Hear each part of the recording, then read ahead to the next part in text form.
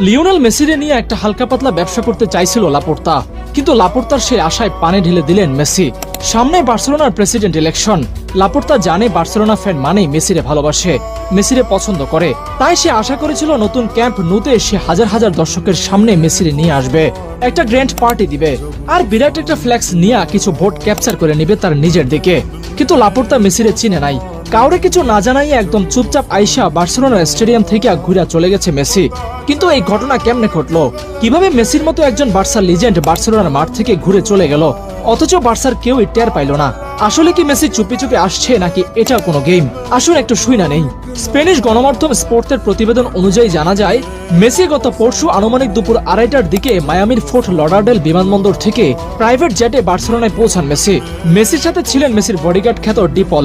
দুজনেই আর্জেন্টিনা জাতীয় দলের হয়ে সোমবার স্পেনের আলিকান্তেতে অনুশীলনের কথা থাকায় একদিন আগে এসে বার্সেলোনায় কিছু সময় কাটানোর সিদ্ধান্ত নেন। অনেকেই হয়তো জানেন বার্সেলোনায় মেসির নিজের ঘর আছে।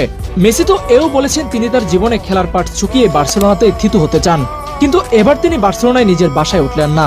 কিন্তু মেসি বাসায় ঢুকলে সেটা ব্রেকিং নিউজ হয়ে যাবে সারা বিশ্বে। মেসি নো ক্যাম্পের পাশেই একটি হোটেলে উঠলেন, যে হোটেলের রুম থেকে দেখা যায় ক্যাম্প নো। তারপর রাতের বেলা প্রয়োজনীয় অনুমতি নিয়ে মেসি ঢুকলেন বার্সেলোনার হোম গ্রাউন্ডে। এই গ্রাউন্ডের প্রতিটা ঘাস জানে মেসির কাব্যগাথা, প্রতিটি শিশির ফোঁটা চেনে মেসির ঘ্রাণ। মেসি সেই ঘাসের উপর হাঁটলেন, চারদিকে ঘুরে দেখলেন, যেন গভীর রাতে প্রেমিকার সাথে প্রেমিকের একান্ত মিলন।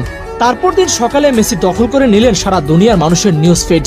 ঘুম ভেঙে দুনিয়ার যে প্রান্তের মানুষ ফোন হাতে নিলেন, তারা প্রায় সবাই একটা ছবি দেখে ফেললেন, আর সেটা হলো মেসির নো ক্যাম্পের যাত্রা।